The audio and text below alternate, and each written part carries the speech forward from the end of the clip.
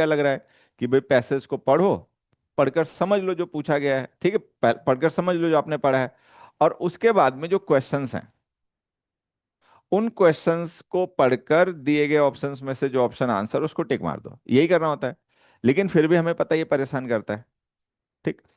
तो एक बार मैं आप लोगों से स्टार्टिंग में एक या दो बच्चों से ये पूछताछ करूंगा कि ये जो रीडिंग कॉम्प्रिहेंशन या अनसीन पैसेज के जो क्वेश्चंस होते हैं ये सॉल्व करते समय आपको एक्चुअल प्रॉब्लम क्या होती है। आपको ध्यान होगा पहली क्लास में हमने एक प्रोवर्ब डिस्कस की थी, a problem identified is a problem half solve. ठीक है, कि जिसने प्रॉब्लम को आइडेंटिफाई कर लिया कि समस्या ये, उसने सॉल्व भी उसको मान लो आधा कर लिया। बहुत ज्यादा ऐसे लोग होते हैं जिनको यही नहीं पता होता कि प्रॉब्लम क्या है, वो ये चाहते हैं सॉल्व हो जाए, लेकिन उनको ये पता नहीं प्रॉब्लम क्या है। तो problem identified is problem half solve. ठीक है, तो आप में से जिन बच्चों को ऐसा लगता है कि वो जानते हैं कि रीडिंग पैसेज को सॉल्व करते समय उनको क्या प्रॉब्लम फेस होती है, जिन्होंने अपनी प्रॉब्लम को आइडेंटिफाई कर रखा है, वो एक बार कमेंट करके बताएं। दो या तीन बच्चे मैक्सिमम। तो आप में से वो जिनको ये लगता है कि वो अपनी प्रॉब्लम जानते हैं, अनसीन पैसेज में उनको क्या प्रॉब्लम होती है, वो बताएं एक बार। हैंड रेज करिए, फिर हम आपको ना यहां से अनम्यूट करेंगे, तो आप बताना।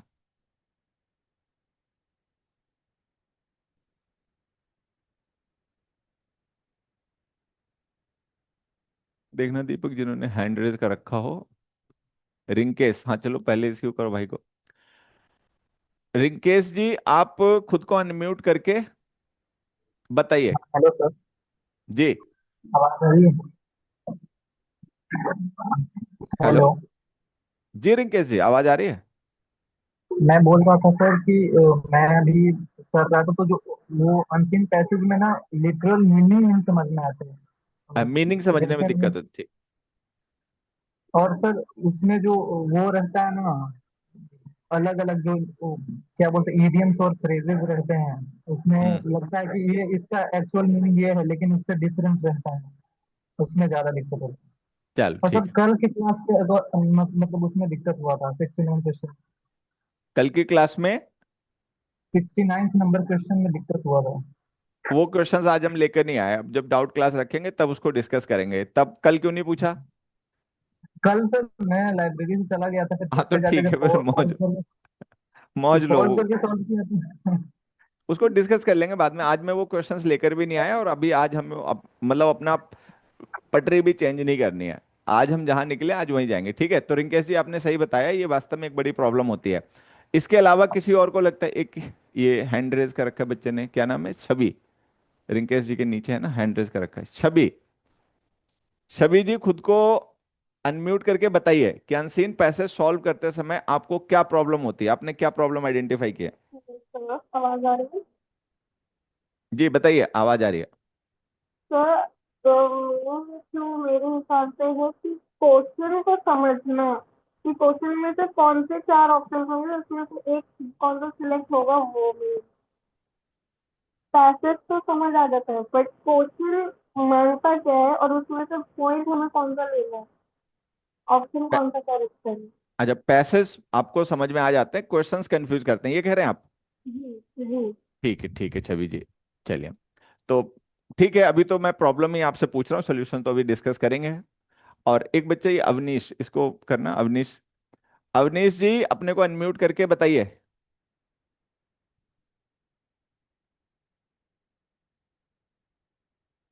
हेलो। जी। Good good afternoon sir.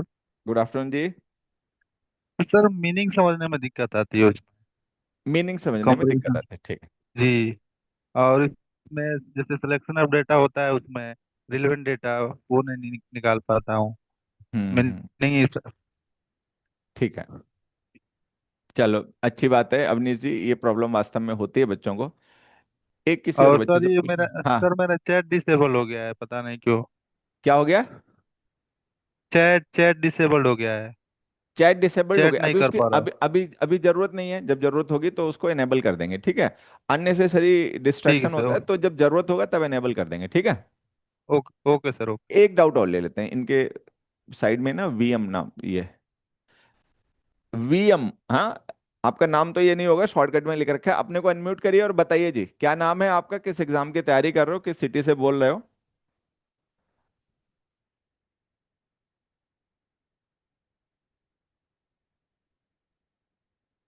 कहाँ चला गया भाई? चलो एक, हम्म, किसी भी एक को करो।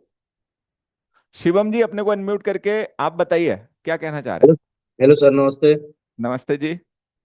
सर, पहले तो मैं आपको ये थैंक्स बोलना चाहता हूँ, जो कल आपने PQRS के क्वेश्चन दिए थे होमवर्क में। हम्म। उसमें मेरे 5-6 तो सही हो गए थे, बाकी 4 गलत हो गए थे। अच्छा। लेकिन वो इतने हार्ड लेवल के क्वेश्चन थे, उसमें भी मेरे सही हुए, इससे मैं थोड़ा कॉन्फिडेंट हुआ था। हाँ। और इसमें सर, ये जो रीडिंग कम्प्रिहेंशन है, इसमें मुझे जो पैसेज होता है उसका अर्थ नहीं समझ में आता है। और जब अर्थ समझ नहीं आता तो उसको सॉल्व नहीं कर पाते हैं हम। एक हम्म। दो तो हो जाते हैं, लेकिन बाकी सारे क्वेश्चन नहीं होते हैं सर। चलो ठीक है। ठीक ठीक है शिवम जी। तो एक काम करते हैं, अब सभी लोग म्यूट पे ही रहेंगे। एक दो मैं चीजें सुनना चाहता था, इसीलिए एक दो बच्चों से एक्स्ट्रा मैंने मौका दिया कि भाई आप भी बोलो। मैं कुछ ऐसा सुनना चाह रहा था कि वो मैं ना कह के बच्चे कह दें तो ज्यादा अच्छी बात है, मैं कहूंगा तो आपको लगेगा मैं आपको उस डायरेक्शन में ले जाना चाहता हूँ, लेकिन वो प्रॉब्लम आपकी है। देखो, जब हम कॉम्प्रिहेंशन पैसेज सॉल्व करते हैं तो वहां पे एक तो प्रॉब्लम ये बिल्कुल होती है, understanding the meaning of the passage, कि कई बार हम पैसेज को पढ़ते हैं लेकिन हमें समझ भी नहीं आता कि हम पढ़ के आ रहे हैं, इसका मतलब क्या है, ये दिक्कत होती है। इसके अलावा एक दिक्कत होती है रिटेंशन, कि कई बार ऐसा होता है कि हम पढ़ के समझ तो लेते हैं लेकिन पैसेज बड़ा होता है, मान लो 8-10 सेंटेंस का पैसेज है, तो जब हम पैसेज पढ़कर जाएंगे क्वेश्चन तक तब तक हम भूल जाते हैं। जैसे होता है क्या कि हमने कोई कोर्स ज्वाइन किया, तैयारी शुरू की, और 4 महीने पहले हमने कौन सा टॉपिक पढ़ा था वो हम भूल गए। 4 महीने पहले मान लीजिए हमने शुरुआत में पढ़ा था टॉपिक नाउन, ठीक है, उसमें नंबर पढ़ा, पजेसिव केस के यूजेस पढ़े, और अब हम आ गए हैं प्रेपोजिशन पे, तो नाउन हमारे दिमाग से निकल गया। हमने आर्टिकल्स में डिटर्मिनर्स में कुछ पढ़ा था, 2 महीने 3 महीने पहले, और आज अब 2-3 महीने बाद हम वो भूल गए, हमने 3-4 महीने पहले क्या पढ़ा था। तो एक बड़ी समस्या ये होती है कि हमने पैसेज पढ़ लिया, कई बार समझ भी लेते हैं, लेकिन समझने के बाद में उसको रिटेन नहीं कर पाते। जो आपने पढ़ा है, जो आपने पढ़कर इंफॉर्मेशन गैदर की है, वो इंफॉर्मेशन आपके पास रहनी चाहिए, क्योंकि उसी इंफॉर्मेशन की मदद से आप क्वेश्चन पढ़ के सही ऑप्शन ढूंढ पाओगे। आप पता चले जो पढ़ा था वो समझ तो लिया था लेकिन फिर भूल गए, याद ही नहीं रहा, तब हम क्या करेंगे, क्वेश्चन पढ़ेंगे और उसके ऑप्शन देखेंगे, कंफ्यूज हो जाएंगे, फिर हमें दोबारा आके पैसेज पढ़ना पड़ेगा, ठीक है। तो रिटेंशन भी एक प्रॉब्लम होती है। तीसरी एक बड़ी जो प्रॉब्लम होती है, मीनिंग, रिटेंशन, एक होती है स्पीड। क्योंकि हमें क्या होता है कि कम टाइम में ही क्वेश्चंस को सॉल्व करना होता है, हमारे पास अनलिमिटेड टाइम तो होता नहीं है भाई, उतना ही टाइम है, उसी में आपको पढ़ना है, उसी में सॉल्व करना है। अब मान लो आप पैसेज को पढ़ने में ज्यादा टाइम लगा दो, पैसेज के क्वेश्चंस को पढ़ने में बहुत ज्यादा टाइम लगा दो, क्वेश्चंस के ऑप्शंस को पढ़ने में समझने में बहुत ज्यादा टाइम लगा दो, तो ऐसे तो आपके वोकैब के क्वेश्चंस छूट जाएंगे, ग्रामर के क्वेश्चंस छूट जाएंगे, क्लोज सेस के क्वेश्चन भी छूट जाएंगे। तो वो जो आप एक्स्ट्रा टाइम लगा रहे हो वो आपको नुकसान करेगा, उसकी वजह से आपके कहीं ना कहीं पे क्वेश्चंस कम रह जाएंगे। या मान लो आप सारे क्वेश्चन सॉल्व करके आ गए, तो अनसीन पैसेज के सारे क्वेश्चंस को सॉल्व नहीं कर पाओगे, आपके पास टाइम कम पड़ जाएगा। तो ये 3 तरीके की मेन प्रॉब्लम्स होती हैं जो बच्चे फेस करते हैं अनसीन पैसेज में। एक प्रॉब्लम कि उनको समझ में आना मुश्किल, जो पढ़ रहे हैं वो समझ में नहीं आ रहा क्या पढ़ रहे हैं। दूसरा, कई बार समझ में आ भी जाता है लेकिन उसको हम तब तक याद नहीं रख पाते, क्वेश्चंस जाके देखते हैं तो हम भूल ही जाते हैं हम क्या पढ़कर आए, फिर दोबारा जाके हमें पढ़ना पड़ता है। तीसरा, कई बार हम किसी चीज को पढ़ने में टाइम बहुत ज्यादा लगा देते हैं, उतना समय हम अफोर्ड नहीं कर सकते, उससे फिर हमारा नुकसान होता है, ठीक है। तो ये 3 प्रॉब्लम्स होती हैं, ये आपको दूर करनी है। इनको दूर करने का सोल्यूशन जो है ना वो आपको बता रखा है, daily reading, daily reading practice for minimum 40 minutes. Minimum 40 minutes की डेली रीडिंग प्रैक्टिस आपको करनी है। उसमें आपको क्या पढ़ना है, कैसे पढ़ना है, ठीक है, वो सब आपको समझा रखा है, सब बता रखा है, तो वही काम आपको करना है, धीरे धीरे आपको इंप्रूवमेंट होगा। तो होता क्या है कि हमें प्रॉब्लम हो रही है लेकिन हम बता ही नहीं पा रहे, डॉक्टर के पास हम गए लेकिन हम डॉक्टर को बता ही नहीं पा रहे हमें परेशानी क्या है, तो डॉक्टर कैसे सोल्यूशन देगा? तो ये हमें पता होना चाहिए कि हमारी एक्चुअल प्रॉब्लम क्या है जिसका हम सोल्यूशन ढूंढने के लिए इस बैच में आए हैं। अब हमें ये नहीं पता कि हमारी प्रॉब्लम क्या है, बस हम आ गए। तो ये आप लोग सोचा करो खाली टाइम में, ठीक है। तो मीनिंग, रिटेंशन और स्पीड, ये 3 प्रॉब्लम्स होती हैं। आगे बढ़ते हैं, देखो आज जैसा कि आप जान ही गए होगे नोटिफिकेशन से कि हम लोग डिस्कस करने वाले हैं टोन ऑफ द पैसेज को। तो हम टोन ऑफ द पैसेज पे आएंगे, फिर उसके बाद में theme of the passage, title of the passage, inference, ठीक है, ऑफ द पैसेज, वो सब हम डिस्कस करेंगे। अब हम अनसीन पैसेज को ही कुछ क्लासेस तक लगातार डिस्कस करेंगे, तो धीरे धीरे सब सीख जाएंगे। लेकिन कुछ बेसिक चीजें हैं जो मैं चाहता हूं स्टार्टिंग से आप लोग उनकी अपनी आदत डाल लें। क्या? अगर अनसीन पैसेज ठीक करना है तो यहां पर आपके लिए कुछ टिप्स हैं, ठीक, इनको आप फॉलो करेंगे, इनको अपनी प्रैक्टिस में इंक्लूड करेंगे ना, तो उसका बेनिफिट होगा। पहला, first read the passage and then go to the questions. पहले पैसेज पढ़िए और पैसेज को पढ़ने के बाद में फिर बाद में क्वेश्चंस पे जाइए। अब हो सकता है आप में से कुछ बच्चों को ये लग रहा हो कि ये बात बताने की क्या जरूरत है, ये तो ऐसा ही करना होता है। भाई हम स्कूल कॉलेज में जब पढ़ते थे, स्कूल में पढ़ते थे, तो हमारा इंग्लिश का जो पेपर होता था, चाहे वो बोर्ड एग्जाम का होता चाहे किसी का भी होता, उसमें अनसीन पैसेज आता था, ठीक है। तो हम ऐसे ही सॉल्व करते थे। भाई पहले हमने पैसेज पढ़ा, पैसेज पढ़ के फिर हम गए क्वेश्चंस पे, फिर हमने देखा कौन सा ऑप्शन आंसर है, वो ऑप्शन में टिक मार दिया। तो चाहे हमारा हिंदी का एग्जाम होता है चाहे हमारे इंग्लिश का एग्जाम होता है, तो हम अनसीन पैसेज को ऐसे ही सॉल्व करते थे। तो ये सर जी बता क्यों नहीं, ये बात तो हमें पहले से ही पता है। तो दुख की बात है कि सबको नहीं पता है। एक बहुत गलत प्रैक्टिस जो है ना, वो पॉपुलर हो रखी है कॉम्पिटिटिव एग्जाम्स के लिए। पता नहीं किसने उसको शुरू किया, कहां से कहां तक वो बात फैली, कि इसका उल्टा लोग करने के लिए बताते हैं बच्चों को। कई बार वो बताते हैं कि पहले आप पैसेज पढ़ो ही मत, पहले आप पढ़ लो क्वेश्चन, ठीक, और फिर क्वेश्चन के बाद में पढ़ लो ऑप्शन, और फिर बाद में जाके पैसेज पढ़ो। तो ये बात कोई भी व्यक्ति जिसका दिमाग काम करता है, सोच समझ लेता है, वो जान जाएगा ये गलत है, ये बेतुकी बात है। It doesn't make any sense, इसका कोई सेंस नहीं है, ये बेकार, मतलब it is an absurd thing, ये बेकार की बात है। It is like putting the cart before the horse. ये इस तरीके की बात हो गई कि आप चीजों को कर रहे हो गलत ऑर्डर में, ठीक है। पहले आपने जूते पहन लिए फिर मोजे ढूंढ लिया, तो आप हमेशा जो सही प्रोसेस है उसी पे चलिए। पहले पैसेज पढ़िए, पैसेज पढ़ के क्वेश्चंस पे आइए, ठीक है। ज्यादा डिटेल में इसको मैं डिस्कस भी नहीं करूंगा। Read the passage neither too slow not too quickly. Passage पढ़िए, इतना धीरे भी मत पढ़िए कि आपके बाकी क्वेश्चन छूट जाएं, आप उनको सॉल्व ना कर पाओ, और इतना तेज भी मत पढ़िए कि पढ़ तो लो, टाइम तो बच जाए लेकिन समझ में ही ना आए, फिर दोबारा पढ़ने आओगे फिर उतना ही टाइम दोबारा लग जाएगा। तो वो जो अपनी स्पीड है, मैंने बताया ना कि तीन प्रॉब्लम्स होती हैं, तीन में एक प्रॉब्लम स्पीड भी होती है, तो उसको अपना सही करिए। उसको सही करने के लिए आप तुरंत नहीं कर सकते सही, उसके लिए आपको महीनों पहले से प्रैक्टिस करनी पड़ती पढ़ने की, ठीक है। While reading the passage try to visualise the situation. जब आप किसी अनसीन पैसेज को, रीडिंग पैसेज को पढ़ रहे होते हैं ना, तो रीडिंग पैसेज में जो बताया जा रहा है, जो कहानी है, जो इवेंट है, जो सिचुएशन डिस्क्राइब की जा रही है, उस सिचुएशन को विजुलाइज कीजिए, एक मेंटल इमेज बनाइए, सोचिए दिमाग में, केवल पढ़िए मत, उसको देखिए, माइंड से उसको विजुलाइज करिए, ऐसा रहा होगा वैसा रहा होगा, ठीक है। तो उसको विजुलाइज करना चाहिए इवेंट्स को। Focus on the specific data while reading the passage. Passage जब हम पढ़ रहे होते हैं तो पैसेज में कई बार ना कुछ स्पेसिफिक डेटा दे रखा होता है। जैसे स्पेसिफिक डेटा का मतलब क्या हो गया?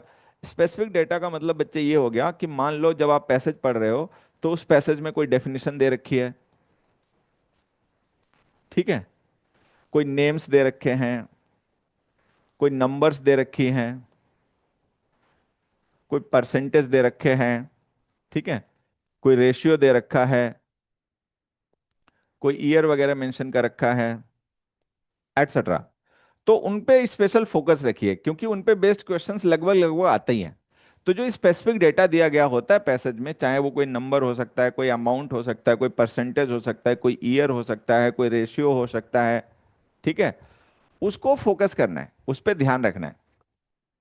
Draw the inference from the text, ठीक है, नॉट फ्रॉम योर अजम्पशंस। जब हम किसी पैसेज को पढ़ रहे होते हैं तो उस पे ना कुछ क्वेश्चंस ऐसे आते हैं जो इन्फ्रेंस बेस्ड होते हैं, कुछ क्वेश्चंस तो डायरेक्ट डाटा से आते हैं। जैसे पैसेज आपने पढ़ा, उस पैसेज में कोई एक सर्टेन परसेंटेज मेंशन कर रखी थी कि पास हुए लोगों की परसेंटेज इतनी है, फेल हुए लोगों की परसेंटेज इतनी है, ठीक है।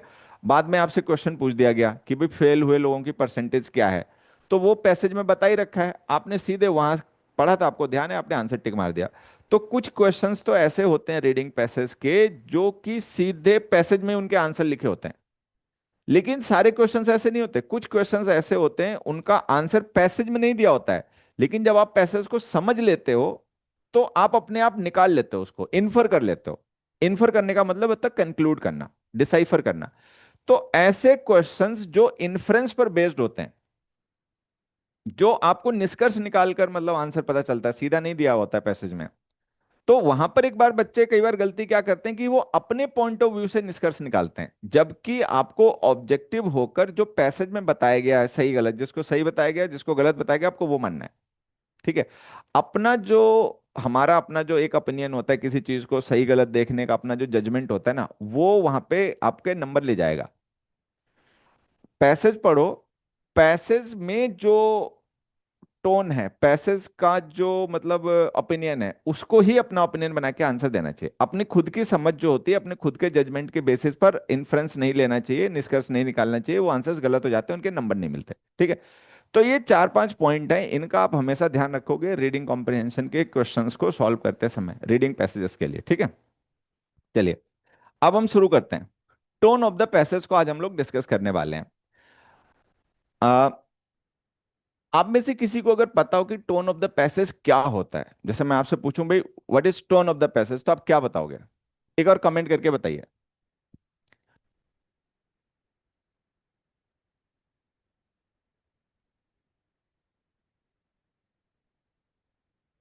टोन ऑफ द पैसेज को एक बार कमेंट करके बताइए, आप टोन ऑफ द पैसेज से क्या मानते हो?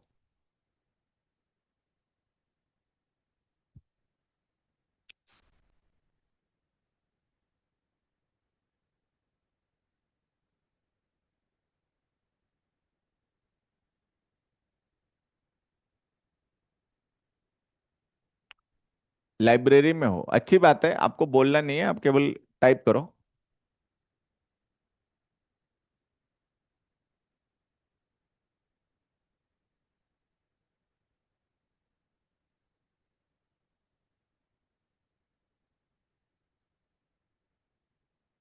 एक मिनट, ये मैसेज देखने देना, क्या था?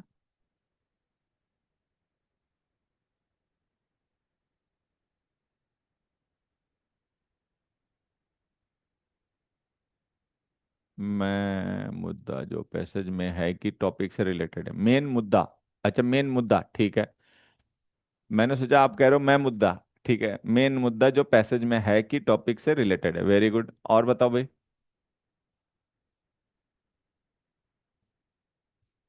किस तरह की है? Can't return the information through out the passage. चलो अब मैं आपको बताता हूं, ठीक है। आ, दीपक रहने तो जरूरत नहीं, मुझे इंग्लिश बिल्कुल नहीं आती है, मैं बहुत कोशिश करती हूँ। ठीक है, आ जाएगा धीरे धीरे, करते हैं कुछ। देखो, टोन ऑफ द पैसेज का मतलब होता है मूड ऑफ द राइटर। ठीक है। जैसे हमने कोई पैसेज पढ़ा, तो उस पैसेज में कोई ऐसी कहानियां दे रखी है, मतलब कोई एक ऐसी सिचुएशन बता रखी है जिसको लेकर हमें मतलब आनंद आ रहा है, हम उसको एंजॉय कर रहे हैं, हमें वो फनी लग रही है। ठीक है।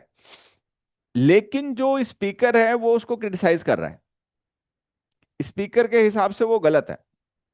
जैसे मान लो एक ऐसा कोई पैसेज है जिसमें स्पीकर, गलत वर्ड हम यूज कर रहे हैं, ऑथर, ठीक है, जो लेखक है, राइटर है, ठीक है, उस राइटर ने कोई एक सिचुएशन डिस्क्राइब की। मान लो कोई एक एक्सीडेंट हो गया, हल्का फुल्का एक्सीडेंट हो गया, कोई बड़ी ट्रेजेडी नहीं, हल्का फुल्का एक्सीडेंट मान लो किसी रोड पे हो गया, वो बता रहा है कि एक साइकिल वाला आ रहा था, दूध दूधिया था, दूध बेचता है, तो वो जा रहा था, उसने कैन लटका रखी थी अपनी साइकिल पे, या बाइक थी मान लो, बाइक पे पीछे दोनों तरफ, आगे से कोई एक पर्सन रोड क्रॉस कर रहा था, तो रोड क्रॉस कर रहा था, उसने उसकी तरफ देखा ही नहीं, जो मिल्क मैन था वो हॉर्न बजाता रहा, लेकिन उसने देखा नहीं, और वो हड़बड़ा के वहीं पे दोनों टकरा के गिर पड़े।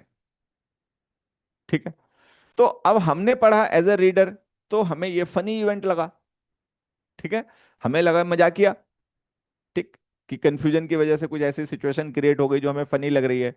लेकिन मान लो जो राइटर है, अगर वो दूधिया ही हो, मान लो दूधिया ही जो मिल्क मैन है वही इस बात को लिखे कि मैं सुबह जा रहा था दूध बेचने, एक आदमी के कंफ्यूजन की वजह से एक्सीडेंट हो गया और मेरा सारा दूध फैल गया, मेरी दिन भर की मेहनत बेकार चली गई, उस दिन मेरी कोई कमाई नहीं हुई। तो जो बोल रहा है, जो उस बात को लिख रहा है, उसके पॉइंट ऑफ व्यू से वो ट्रेजेडी है, उसके हिसाब से वो सैड इवेंट है, आप उसको फनी ले रहे हो। तो हम टोन ऑफ द पैसेज क्या माने कि रीडर ने क्या फील किया, ठीक है, या राइटर ने किस फीलिंग के साथ लिखा। टोन ऑफ द पैसेज क्या होता है, कमेंट करके बताओ। टोन ऑफ द पैसेज को हम अगर हमें कहना हो तो हम क्या कहें?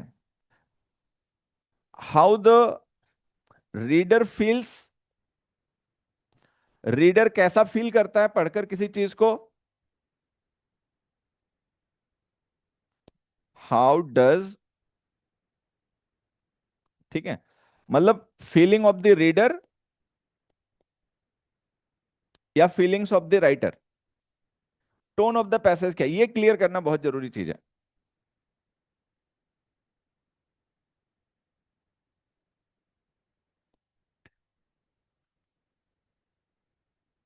टोन का मतलब फीलिंग्स हो गई, एटीट्यूड हो गया, ओपिनियन हो गया, लेकिन एटीट्यूड किसका? दो है ना वहां पर, एक है पढ़ने वाला, एक है लिखने वाला। हाँ, तो जो फीलिंग्स ऑफ द राइटर है ना, वो टोन ऑफ द पैसेज होती हैं। पढ़ने वाले को कैसा लगा वो नहीं, feelings of the writer, writer ने जिस एटीट्यूड के साथ में, जिन फीलिंग्स के साथ में वो बात बताई है, उसने दुख के साथ में बताई है, तो वो टोन उसकी वह सॉरोफुल हो गई। उसने एंजॉय करते हुए बात बताई है, तो वो उसकी जॉली टोन हो गई। ठीक है, राइटर ने किसी सिचुएशन को लिखा है, ठीक है, क्रिटिसाइज करते हुए, तो वो उसकी क्रिटिकल टोन हो गई। मतलब जो राइटर की फीलिंग्स हैं, राइटर का एटीट्यूड है सिचुएशन को लेकर, इवेंट को लेकर, वो टोन ऑफ द पैसेज है। रीडर को क्या लगा वो टोन ऑफ द पैसेज नहीं है, ये बात ध्यान रखनी है। ठीक है, एक बच्चे का कुछ कमेंट्स आ रहा है, सर आप मेरे कमेंट देख सकते हैं तो प्लीज आप मेरा नाम बोलिए। माफ करो प्रभु, ये काम मत करवाओ मेरे से, ठीक है, पढ़ा लेने दो, ये मेरे से मत करवाओ जो कराई। चलो आगे आ जाओ। तो अब हम यहाँ पे ना कुछ स्पेसिफिक टर्म्स डिस्कस करेंगे जिनके थ्रू आप टोन ऑफ द पैसेज को आइडेंटिफाई कर पाओगे। ये जो सारे टर्म्स हम डिस्कस करेंगे ना, ये एडजेक्टिव्स हैं। हो सकता है आपने ये पहले कभी ना कभी पढ़े ही होंगे, एंटोनिम सिनोनिम की तैयारी करते समय आपको सब पता ही होंगे। एक बार क्विकली हम यहाँ पे इनको डिस्क्राइब कर लेते हैं। तो यहाँ पर कुछ वर्ड्स हैं, ठीक है, इन वर्ड्स का यूज किया जाता है to describe the tone of the passage, tone of the passage को डिस्क्राइब करने के लिए। और ये सारे के सारे वर्ड्स कुछ नहीं है, केवल एडजेक्टिव्स हैं, ये सब एडजेक्टिव्स हैं। और आपने इन सबको पहले कभी ना कभी वर्ड्स को पढ़ा ही होगा, इनके सबके मीनिंग आपको पता ही होंगे, लेकिन फिर भी एक बार हम क्विकली इनका डिस्कशन कर लेते हैं, जिससे आपको ध्यान आ जाए कि टाइप्स ऑफ टोन्स कितनी हो सकते हैं। टाइप्स ऑफ टोन्स का मतलब हो गया types of attitude, types of feeling. ठीक है, तो ऐसे एडजेक्टिव जो फीलिंग एटीट्यूड को डिस्क्राइब करते हैं, हम उनको एक बार में रिवाइज कर लेते हैं क्विकली, और फिर उसके बाद में कुछ प्रैक्टिस क्वेश्चंस हैं। उन प्रैक्टिस क्वेश्चंस के थ्रू हम आइडेंटिफाई करने की कोशिश करेंगे टोन ऑफ द पैसेज को। ठीक है, तो अगर आप सभी लोग रेडी हैं तो जल्दी से एक बार ओके कमेंट करिए, सो दैट वी में प्रोसीड। अगर आप रेडी हैं तो जल्दी से ओके कमेंट करिए। थम्स अप कर रहे हैं, वाह भाई बहुत अच्छी बात है। तो हाँ ठीक है, ये भी अच्छा तरीका है। Tone of the passage means, एक मिनट कमेंट देखने दें दीपक, क्या कमेंट है? Tone of the passage means में क्या बोलना चाह रहा है राइटर, आई मीन जैसे कि सार्कास्टिक है या क्रिटिकल, एग्जैक्टली यही। राइटर का एटीट्यूड क्या है सिचुएशन को लेकर, उसकी अपनी फीलिंग्स क्या है, वो टोन ऑफ द पैसेज होती है। ठीक, अब देखो ये कुछ एडजेक्टिव्स हैं बच्चे, जल्दी से इनको डिस्कस कर लेते हैं। ये सब टोन को डिस्क्राइब करते हैं। नरेटिव टोन, नरेटिव का मतलब होता जैसे कोई, नरेटिव को बोलते हैं हिंदी में कहानी बताना। जैसे आपने मूवीज में कई बार देखा होगा कि बैकग्राउंड से एक आवाज आती है, वो सिचुएशंस को डिस्क्राइब करता है, ये है, वो है, तो उसको बोलते हैं नरेट करना। नरेट करना मतलब सिचुएशन को डिस्क्राइब करना, एक्सप्लेन करना। Simple narration of the series of events, news like, जैसे न्यूज, न्यूज रीडर होता है ना, वो बताता है कि यहाँ पे एक्सीडेंट हुआ, ऐसे ऐसे हुआ, तो वो नरेशन है, किसी घटना को सिंपली बताना कि क्या हुआ क्या नहीं, जज नहीं करना उसको, एक्सप्लेन नहीं करना, जो जितना दिखा, जो जितना हमने जाना उतना ही बता देना, ये नरेट करना हो गया। फिर ये हो गई नरेटिव टोन। फिर हो गई डिस्क्रिप्टिव। डिस्क्रिप्टिव में मतलब उसके फीचर्स को एक्सप्लेन करना, एक्सप्लेनेशन ऐड कर लेना, क्या हमने देखा वो एक चीज हो गई, फिर उसको फर्दर डिटेल्ड कर देना, ये डिस्क्रिप्टिव हो गया। Description of some object in non judgemental way. यहां पे देखो क्या लिखा है, series of events. Series of events का मतलब हो गया कोई कथा, कोई कहानी, कोई घटना, उसको डिस्क्राइब करना। यहां पे क्या लिखा है, सम ऑब्जेक्ट, कोई एक ऑब्जेक्ट है, वो कोई ट्री हो सकता है, वो कोई बिल्डिंग हो सकती है, वो कोई पर्सन हो सकता है, वो कोई एनिमल हो सकता है, वो कोई बुक हो सकती है, वो कोई मूवी हो सकती है, वो कोई पोएम हो सकती है, उस ऑब्जेक्ट को डिस्क्राइब करना। ठीक है, स्पेशल चीज क्या है, नॉन जजमेंटल रहते हुए, मतलब जजमेंट नहीं करना, उसको सही गलत डिक्लेयर नहीं करना, जो जैसा है उसको वैसा बताना, बिना उसको जज किए। तो ये हो गया डिस्क्रिप्टिव टोन, इसको बोलते हैं डिस्क्रिप्टिव टोन। फिर आगे क्रिटिकल, क्रिटिकल आप नाम से ही समझ गए, fault finding with an impartial analysis, किसी चीज के गुण दोष का विवेचन करना, उसमें देखना कि क्या अच्छाई है क्या बुरी है, क्या उसकी स्ट्रेंथ है क्या उसमें वीकनेस है, क्या पॉजिटिव है क्या नेगेटिव है, इस तरीके का एनालिसिस करना, ठीक है, with an impartial analysis, unbiased हुए। कई बार तो क्या होता है कि हमें जो अच्छा लगता है हम उसकी सारी खूबी ही बताना चाहते हैं, ठीक है, हमें जो खराब लगता है हम उसकी सारी नेगेटिव चीजें बताना चाहते हैं, तो ये बायस्ड अप्रोच होती है। इम्पार्शल रहते हुए, अनबायस्ड रहते हुए किसी चीज के पॉजिटिव्स और नेगेटिव्स को मेंशन करना। जैसे इसका मैं आपको एग्जांपल देता हूं, आप लोग देखते होंगे कि यूट्यूब वगैरह पे लोग वीडियो बनाते हैं फोन्स वगैरह के, जैसे कोई नया फोन आया, ठीक है, तो कोई इलेक्ट्रॉनिक्स आइटम आया तो लोग उसके अनबॉक्सिंग के वीडियो बनाते हैं, तो उसके बारे में बताते हैं, ठीक है, कि इसका कैमरा अच्छा है कि नहीं अच्छा है, तो वो हो गया। फिर आगे सिनिकल, सिनिक का मतलब वो पर्सन होता है जो अच्छाई में बिलीव नहीं करता, हर एक चीज को डाउट की नजर से देखता है।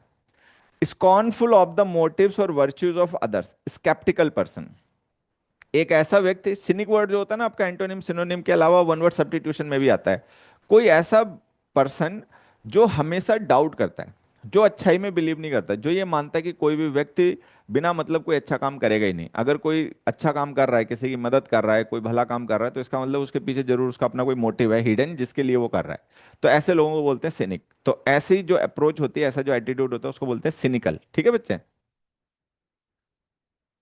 फिर आ गया परसुएसिव, परसुएड करना मतलब किसी को रिझाना, किसी को मनाना, ठीक है, जैसे जो सेल्समैन वगैरह होते हैं ना, उनको अपना प्रोडक्ट बेचना होता है तो वो कैसे परसुएड करते हैं, मतलब वो जिरह करते हैं, आग्रह करते हैं, आपको मनाने की कोशिश करते हैं कि आप उनकी बात को मानो, वो बता रहे हैं ये चीज अच्छी है तो आप मान लो ये चीज अच्छी है, ठीक है, तो उसको बोलते हैं परसुएड करना, ठीक है।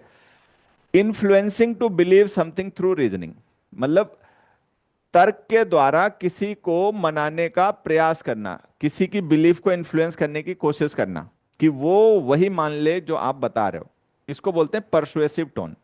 कि जब हम कभी रीजन देकर किसी को समझा रहे होते हैं कि नहीं ये अच्छा है और उसको फिर जस्टिफाई कर रहे होते हैं, तो फिर वो परसुएसिव टोन उसको हम बोलते हैं, ठीक है। ऑब्जेक्टिव, ऑब्जेक्टिव का मतलब एज इट इज, जो जैसा है बिल्कुल वैसा, उसमें हमारा कोई ओपिनियन, हमारी कोई फीलिंग, हमारा कोई इंटरेस्ट इन्वॉल्व नहीं है, तो वो हो गया ऑब्जेक्टिव। इसको बोलते हैं हिंदी में वस्तु परक, इसका एंटोनिम होता है सब्जेक्टिव। ऑब्जेक्टिव का मतलब जो जैसा है, ऑब्जेक्ट बेस्ड अप्रोच, उसमें हमारी अपनी फीलिंग्स नहीं है। अनइन्फ्लुएंस्ड बाय पर्सनल फीलिंग्स और ओपिनियंस, अपने पर्सनल फीलिंग्स या ओपिनियन ना देकर जो जैसा है उनको बिल्कुल वैसा बताना, तो ये ऑब्जेक्टिव बात हो गई। ऑप्टिमिस्टिक, ऑप्टिमिस्टिक का मतलब आशावादी, जिसमें कुछ भविष्य में अच्छा होगा, आगे जाके चीजें ठीक हो जाएंगी, इस तरीके का एटीट्यूड जिसमें एक्सप्रेस किया जा रहा हो, मतलब जिसमें ब्राइट साइड को एम्फेसाइज किया जा रहा हो, तो वो ऑप्टिमिस्टिक हो गए। आशावादी, जिसमें ये उम्मीद दिखाई जा रही हो कि आगे जाके चीजें ठीक हो जाएंगी, बेहतर हो जाएगा। Believing in positive outcome, hopefully confident, जैसे गवर्नमेंट होती है, तो अगर आप टीवी पे डिबेट डिबेट देखते होंगे ना, टीवी पे डिबेट आती है, तो उसमें आप देखो जैसे कोई पॉलिसी है गवर्नमेंट की या कोई गवर्नमेंट का कोई डिसीजन है, ठीक है, तो ऑपोजिशन पार्टीज उसको काउंटर कर रही होती हैं, उसके लिए क्रिटिसाइज कर रही होती हैं, ठीक है, तो उनकी अप्रोच होती है क्रिटिकल, ठीक है, या सिनिकल होती है, वो हर एक चीज को डाउट की नजर से देख रहे होते हैं कि गवर्नमेंट महिला आरक्षण बिल ला रही है तो गवर्नमेंट फायदा उठानी चाहती है इलेक्शन में, इसलिए ऐसा कर रहे हैं, तो ये अप्रोच क्या होगी, ये सिनिकल अप्रोच है कि वो अच्छी चीज को भी डाउट कर रहे हैं, ठीक है। गवर्नमेंट क्या करती है, उसको जस्टिफाई करती है कि भाई ये महिला आरक्षण बिल आ जाएगा तो इससे महिलाओं को इतना परसेंटेज मतलब रिजर्वेशन मिलेगा, ठीक है, एमपी एमएलए में सीट्स में, तो फिर वो महिलाओं की स्थिति सुधरेगी, उससे देश समाज की स्थिति सुधरेगी। तो जो गवर्नमेंट की अप्रोच है वो क्या है अप्रोच, वो उनकी अप्रोच है ऑप्टिमिस्टिक, कि इससे अच्छा होगा जाके, तो ये ऑप्टिमिस्टिक हो गई। साथ ही साथ में वो अपोजिशन को कन्विंस भी करना चाह रहे होते हैं, तो वो परसुएसिव टोन भी हो गई, ठीक। तो ये जो एडजेक्टिव्स हैं अगर हमें इनके मीनिंग पता होंगे ना तो हम इजीली जान जाएंगे टोन। अगला आ गया इंट्रोस्पेक्टिव, इंट्रोस्पेक्ट करना मतलब गहराई से किसी चीज के बारे में जो हो चुका है या जो होना है उसके बारे में सोचना। Self analysing one's on actions and feelings, अपने खुद के एक्शंस, अपने खुद की फीलिंग्स को इंट्रोस्पेक्ट करना, उनके बारे में, मतलब अपना खुद का इंस्पेक्शन करना, बाहर की चीजों का नहीं, खुद का इंस्पेक्शन करना, तो वो इंट्रोस्पेक्शन हो गया। हिंदी में इसको आत्म नहीं क्या बोलते हैं देख लेने का। नॉस्टैल्जिक हो गया, नॉस्टैल्जिक हो गया कि पास्ट में कोई अच्छी चीज हुई, ठीक है, उसको लेकर मतलब थोड़ा सेंटिमेंटल हो जाना, तो वो नॉस्टैल्जिया हो गया। जैसे एक टर्म होता है ना नॉस्टैल्जिया, कि हम गांव में रहते थे, वहां पढ़ते थे, ठीक है, फिर अब हम शहर में आ गए, जॉब करने लग गए, तो अब हमें गांव की याद आती है कि वहाँ पे पेड़ पौधे थे, नदी तालाब था, ठीक है, अपने होते थे, उनके साथ दोपहर में बैठ के खेलते थे। तो वो नॉस्टैल्जिया हो गया, पास्ट के इवेंट्स को लेकर सेंटिमेंट्स हो जाना, ठीक है। Sentimentally longing for something in the past, past में कुछ ऐसा हुआ जिसको लेकर आप सेंटिमेंटली आज भी उसको चाह रहे हो, उसके लिए विश कर रहे हो, मिस कर रहे हो, तो नॉस्टैल्जिया हो गया। तो ऐसी टोन जो है नॉस्टैल्जिक हो गई, जिसमें पास्ट इवेंट्स, पास्ट के सिचुएशंस को लेकर सेंटिमेंट्स एक्सप्रेस किए गए हों। स्पेकुलेटिव, ठीक है, गेस करा जा रहा है, कुछ स्पेकुलेशन किया जा रहा है, कुछ अनुमान लगाया जा रहा है। Expression based on conjuncture not knowledge, ठीक है। कंजक्चर का मतलब होता है गेस, कि आप कुछ गेस कर रहे हो, ठीक है, कि इस साल गर्मी बहुत ज्यादा होगी क्योंकि ऐसा ऐसा हुआ है, ठीक है, इस बार बारिश कम होगी। तो ये जो गेस होते हैं, ये सरकार गिर जाएगी, ठीक। तो जो स्पेकुलेशंस होते हैं, अनुमान होते हैं, लोगों के गेस होते हैं, वो जहां एक्सप्रेस किए जा रहे हैं, तो वो टोन स्पेकुलेटिव हो गई। आयरनिकल, ठीक है, कुछ ऐसा जो एक्चुअल मीनिंग के जस्ट अपोजिट है। मान लो कोई पर्सन जिसका काम है करप्शन रोकना, ठीक है, और वही पता चले घूस लेता हुआ पकड़ा जाए, तो ये आयरनी हो गई, ठीक है। डॉक्टर, ठीक है, जो मतलब दूसरों को दवा देता है, पता चला वो खुद ही बीमार पड़ा है उस बीमारी से, ठीक है। कोई ऐसा पर्सन जो मोटापा कम करने की दवा बेचता है और पता चले खुद ही ओवरवेट हो रखा हो, ठीक है, दूसरों को दवा बेचता है कि मोटापा दूर करें, और खुद अपना वजन उसका हो रखा है हद से ज्यादा। तो ये आयरनिकल सिचुएशन हो गई, ठीक है। फिर आगे एब्सर्ड, एब्सर्ड का मतलब कोई ऐसी बात जिसका कोई सिर पैर ना हो, जो बिल्कुल बेहुदगी वाली बात हो, जिसका कोई मतलब ही ना हो, सेंस ना हो। इसका एग्जांपल मैं आपको देता हूं। आप न्यूज डिबेट देख लो, अपने भारत देश में जो न्यूज चैनल्स होते हैं उन पे शाम को न्यूज डिबेट्स आती हैं, आप देख लोगे ना, तो उनकी मतलब, मैं तो नहीं देखता, कभी कभार आ जाता है सामने, नहीं तो मैं तो न्यूज देखता नहीं वैसे टीवी पे, ठीक है, अखबार पढ़ता हूँ, बस केवल न्यूज़पेपर पढ़ता हूँ। तो आप उनकी बातें सुनोगे ना, तो इतनी बेतुकी बिना सिर पैर की बातें करते हैं। अपने आगे पॉलिटिशियंस के प्रॉमिस होते हैं, जब चुनाव होता है ना, जैसे चुनाव चल रहा होता है, उस समय जो पॉलिटिशियंस होते हैं उनके प्रॉमिस सुनो, ठीक है। ऐसा साफ झूठ बोलते हैं, ऐसी बेतुकी बातें बोलते हैं कि कोई आदमी समझदार जो उनका फैन ना हो, फैन होगा वो तो दीवाना हो जाएगा, ठीक है, वो साफ जान जाएगा क्या बकवास कर रहा है। तो एब्सर्ड का मतलब कोई बात ऐसी बताना, कहना जिसका कोई सेंस नहीं है, कोई लॉजिक नहीं है, बिल्कुल बेतुकी बात है, वाहियात है। अराउजिंग डिराइजन अनरीजनेबल इलॉजिकल, कोई ऐसी बात जो अनरीजनेबल है, अतार्किक है, उसका कोई तर्क नहीं, कोई लॉजिकल बात नहीं है, बेसिर पैर की बात है, इलॉजिकल है, ठीक है, जिसका लोग उपहास करें। डेराइजन का मतलब होता है रेडिक्यूल, जिसका लोग मजाक बनाए, ऐसी बात बोलना, ठीक है, जिसके लिए उपहास हो किसी का। सार्केस्टिक, तंज कसना किसी पे, ठीक है। यूजिंग आयरनी टू मॉक और कन्वे कंटेम्प्ट, आयरनी का यूज करके किसी पर्सन को मॉक करना या कंटेम्प्ट करना, मतलब तंज कसना किसी पे, तो वो हो गया सार्कास्टिक, ठीक है, सार्काज्म हो गया। फिर आ गया ह्यूमरस, फनी। ह्यूमरस का मतलब हल्का फुल्का, जिसमें फन हो, फनी हो, मजाकिया। Causing amusement, funny, comic, jovial. Acerbic, acerbic का मतलब होता है बिटर। एसर्बिक जो वर्ड होता है बच्चे, इसका सिनोनिम होता है बिटर, विरुलेंट, विट्रियोलिक, ठीक है। कुछ ऐसा जिसमें किसी को लेकर बहुत ज्यादा स्ट्रॉन्ग वर्ड्स का यूज किया गया, बड़ी हार्श लैंग्वेज यूज की गई हो किसी को कंडेम करने के लिए, ठीक है, मतलब जिसमें मर्यादा तार तार कर दी गई हो, ऐसी भाषा। शोइंग स्ट्रॉन्ग एनिमोसिटी, एनिमोसिटी का मतलब होता है हॉस्टाइलिटी, एनिमिटी, शत्रुता। ऐसी फीलिंग्स जिनमें किसी के प्रति बहुत ज्यादा मतलब दुर्भावना हो, डिसएग्रीमेंट हो, स्ट्रॉन्ग डिसएग्रीमेंट हो, तो वो एसर्बिक टोन हो गई। डिस्पैरेजिंग, किसी की निंदा की जा रही हो, किसी को नीचा दिखाया जा रहा हो, ठीक है। Regarding as being of little worth, scornful, किसी के प्रति इस तरीके का भाव रखना कि वो तुच्छ है, उसकी कोई वैल्यू बकत नहीं है, मतलब उसको बहुत हीन साबित करना, वर्थलेस उसको फील कराना, तो ये डिस्पैरेजिंग टोन हो गई। बिलिटिल करना किसी को। मेलंकोलिक, दुख में डूबा हुआ, सैड, सॉरोफुल, ठीक है।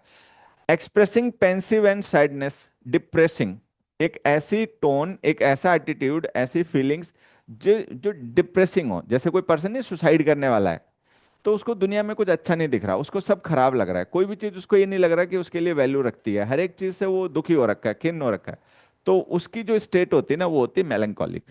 मेलंकोलिक का मतलब होता है सैड, सॉरोफुल, ठीक है। ये लिखा है ना सैडनेस। फिर आ गया बायस्ड। बायस्ड का मतलब जिसमें साफ साफ दिख रहा हो कि पक्षपात किया जा रहा है, ठीक है। शोइंग प्रिजुडिस फॉर अ और अगेंस्ट समथिंग, या तो किसी चीज के फेवर में या किसी चीज के अगेंस्ट में, ठीक है, मतलब पक्षपात करना, तो ये हो गया बायस्ड अप्रोच। इसका भी एग्जांपल आपको वहीं मिलेगा, ठीक है। आप देखिए उस पे क्या नाम, न्यूज डिबेट्स होती हैं, उन पे देखिए कि लोग कैसे कैसे अपनी पार्टी को मतलब सही साबित करने के लिए और दूसरों के खिलाफ बोलने के लिए कैसे बात करते हैं, तो वो बायस्ड अप्रोच होती है, ठीक है, पक्षपातपूर्ण। एक एग्जाम्पल और मुझे ध्यान में आता है कि अपने यहाँ इंडिया क्रिकेट टीम में एक खिलाड़ी जो अब इंडियन क्रिकेट इंटरनेशनल मैचेस तो नहीं खेलता, मैंने मतलब मेरा अपना ऐसा नोटिस है, मैंने ध्यान दिया कि भाई उसका लोग ना कुछ ज्यादा ही फेवर करते हैं। ठीक है, बढ़िया खिलाड़ी था, अच्छा खेलता था, ठीक है, कुछ बड़े गजब मैचेस भी जितवाए हैं, लेकिन जितना लोग उसको हाइप देते हैं ना, उतना भी नहीं है, ठीक है। तो कई बार ऐसा लगता है कि लोग बेमतलब इसको लेके बायस्ड हैं, ठीक। तो बायस्ड का मतलब या तो किसी के फेवर में या किसी के अगेंस्ट में होना। अपोलोजेटिक, अपोलोजेटिक का मतलब किसी जिसमें किसी चीज को लेके रिग्रेट एक्सप्रेस किया जा रहा हो, किसी चीज के लिए सॉरी कोई पर्सन फील कर रहा हो कि मतलब उसने कुछ ऐसा किया जो उसको नहीं करना चाहिए था या करना चाहिए था नहीं किया, बाद में उसके लिए वो सॉरी फील कर रहा हो, रिग्रेट एक्सप्रेस कर रहा हो, ठीक है, तो वो अपोलोजेटिक टोन हो गई। एक्सप्रेसिंग रिग्रेटफुल एक्नॉलेजमेंट, रिमोर्सफुल, जिसमें किसी को पछतावा हो, ठीक है। डॉगमेटिक, डॉगमेटिक का मतलब होता है हठी, जिसमें जो इनोवेशन है, क्रिएटिविटी है, ठीक है, न्यू एज के जो रूल्स हैं उनको ना मान के जो पहले से रूढ़िवादी, जैसे वो रूढ़िवादी पर्सन बोलते हैं कि भाई हमारे दादा ऐसे ही करते थे तो ऐसे ही करो, ठीक है। पहले लोग खाना खाते थे शादी बारात में, तो वो पंगत बैठती थी पूरी, चटाई वगैरह बिछा दी जाती थी, उस पे फट्टी पे बैठ के खाते थे, ठीक है। अब कोई कहेगी नहीं हम तो वैसे ही खिलाएंगे, अरे भाई जमाना बदल गया, बुफे सिस्टम वगैरह आ गया है, ठीक है। तो एक्सेप्ट कर लो, नए चेंजेस हैं, इनोवेटिव चीजें हैं, तो उनको एक्सेप्ट कर लेना। मान लो कोई पर्सन ऐसा है कि जो उनके खिलाफ हो, नई चीजों के खिलाफ हो, पुरानी चीजों के साथ ही चिपका रहा है, तो डॉगमेटिक अप्रोच हो गई, रूढ़िवादी। Laying down principles as undeniably true, मतलब जो प्रिंसिपल्स हैं, जो सिद्धांत हैं, ठीक है, उनसे नहीं हटना, बहुत ज्यादा सैद्धांतिक होना, रूढ़िवादी होना, ओपिनियटेड होना, ठीक है। तो ये कुछ यहाँ पे टर्म्स हैं, ठीक है, जो कि डिस्क्राइब करती हैं टोन्स ऑफ द पैसेज को। तो ये जो हमने 20 वर्ड्स डिस्कस किए हैं, अगर ये आपको समझ में आ गए हैं, ठीक है, तो जल्दी से थम्स अप करो और हम लोग आगे बढ़ें। यही सारे वर्ड्स यूज किए जाते हैं टोन ऑफ द पैसेज को डिस्क्राइब करने के लिए। सभी लोग जल्दी से थम्स अप करिए, जिससे मैं समझ जाऊं कि बात आपको क्लियर हो गई। चलो, यहां तक ओके रिपोर्ट है सबकी? आ जाओ। अब आपके सामने आएंगे कुछ क्वेश्चंस। आपके सामने बच्चों एक क्वेश्चन है, इस क्वेश्चन को पढ़िए। क्वेश्चन को पढ़ने के बाद में आपको क्वेश्चन को समझिए, ठीक है। और नीचे ऑप्शंस दिए हैं, उसमें से आपको टोन बतानी है, ठीक। ये एक पैसेज दे रखा है और इस पैसेज की टोन के लिए 3 ऑप्शंस दे रखे हैं, इन 3 में से कौन सा आंसर है वो आपको बताना है, ठीक है। मैं आज आपकी कोई मदद करने वाला नहीं हूं, मैं केवल आपको आंसर्स बता दूंगा कि कौन सा आंसर है कौन सा नहीं है, ठीक है। करना सब कुछ आपको अपने आप है। चलो शुरू हो जाओ जी। पैसेज पढ़ देता हूँ, बस इतना कर देता हूँ कि हो सकता है आपको क्लियर, वैसे तो क्लियर दिख रहा है ये वाला तो, लेकिन मैं आपको फिर भी पढ़ देता हूँ पैसेज, देखिए। Often you feel you have done nothing when you have actually done a lot, कई बार आपको ऐसा लगता है कि आपने कुछ नहीं किया जबकि आपने बहुत कुछ किया होता है, ठीक है। That's because what you did do seemed beneath notice, ऐसा इसलिए होता है क्योंकि जो आपने किया है ना, वो ऐसा लगता है कि वो नोटिस के काबिल नहीं है, ठीक है। It was so small that it didn't count, ये इतनी छोटी बात थी कि इसका कोई महत्व नहीं है, ये इंपॉर्टेंट नहीं है। बट इट डिड, लेकिन ये इंपॉर्टेंट थी। Just as each stitch count towards a finish dress, जैसे कोई फिनिश ड्रेस होती है तो उसमें हर एक जो सिलाई होती है उसका महत्व होता है, ठीक है। ईच ब्रिक और नेल टुवर्ड अ हाउस, जैसे कोई घर बनता है तो उसमें हर एक ईंट और हर एक जो कील होती है उसका महत्व होता है, ठीक है। Each mistake toward knowing how to do things right, और जब हमें चीजें सीखनी होती हैं तो उसमें हर एक जो मिस्टेक होती है वो हमारे लिए इंपॉर्टेंट होती है, उसी से हमें सीखने को चीजें मिलती हैं, ठीक है। ये छोटा सा ही पैसेज है, पढ़ लिया? चलो कमेंट करके बताओ which option is the answer.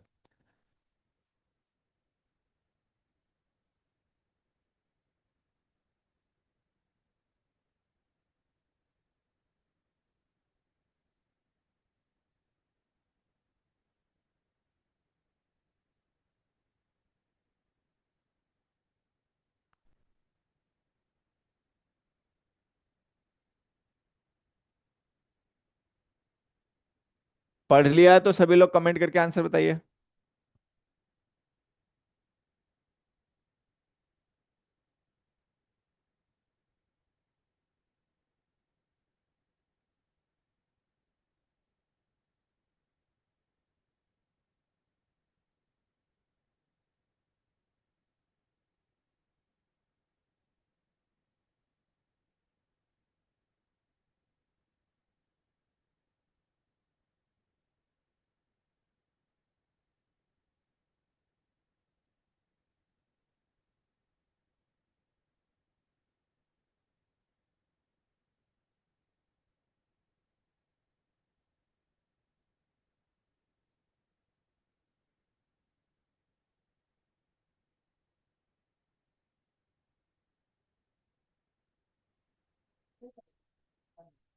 चलो, तो हेसिटेटिंग, एनकरेजिंग, अम्यूज, जल्दी से बताओ सभी लोग, आंसर बताओ।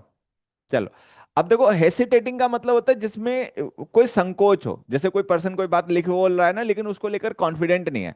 तो हेसिटेटिंग का मतलब लैकिंग कॉन्फिडेंस, जिसमें कॉन्फिडेंस की कमी हो। एनकरेजिंग का मतलब जो किसी को एनकरेज करने के लिए हो, कि नहीं तुम्हारी भी वैल्यू है, तुम भी इंपॉर्टेंट हो, उत्साह बढ़ाने वाली हो, डिमोटिवेट करने वाली ना हो। अम्यूज का मतलब होता है फनी, जॉवियल। तो ये है encouraging.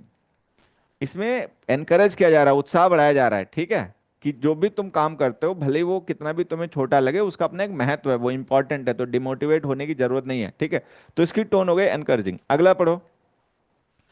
A vaccine is a preparation of killed or weakened germs that is injected under the skin and causes the blood to produce antibodies against the disease. Vaccine क्या होती है? वैक्सीन एक preparation होती है, ठीक है, किल्ड और weekend germs का। जो जर्म्स मार दिए जाते हैं उनको कमजोर कर दिया जाता है और उसको इंजेक्ट किया जाता है स्किन के नीचे, और जो ब्लड को मतलब कॉज करती है, जिससे कि वो एंटीबॉडीज को बीमारी के खिलाफ प्रोड्यूस करे, ठीक। Effective vaccines for instance, for example, जो इफेक्टिव वैक्सीन्स होती हैं, have been developed for small pox. Small pox, rabies और पोलियो के लिए इफेक्टिव वैक्सीन्स डेवलप की गई हैं। चलो, इसकी टोन क्या है बताओ। Objective, arrogant, regretful. रिग्रेटफुल तो आपको समझ में आ ही गया, रिमोर्सफुल, अपोलोजेटिक, वो एक ही बात हो गई, ठीक है।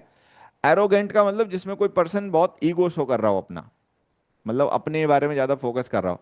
ऑब्जेक्टिव का मतलब किसी चीज को एज इट इज मेंशन कर देना, बिना अपना उसमें कोई पॉइंट ऑफ व्यू डाले।